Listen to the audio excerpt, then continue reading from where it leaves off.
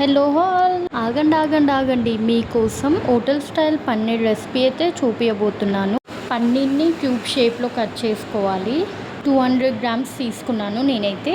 Salt, chilli powder and garam masala వేసుకొని mix చేసుకోవాలి. పన్నీర్ వేసుకొని బాగా మిక్స్ చేసుకోవాలి. కడాయిలో ఆయిల్ వేసుకోవాలి 2 టేబుల్ స్పూన్. పన్నీర్ వేసుకొని బాగా ఫ్రై చేసుకోవాలి.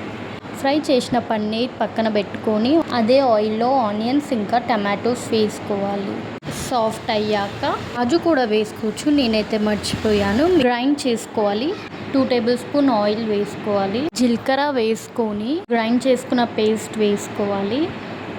ఇప్పుడు ginger garlic paste, 1/2 tablespoon turmeric, 2 tablespoon chilli powder, 1 tablespoon garam masala and salt వేసుకొని మిక్స్ చేసుకోవాలి.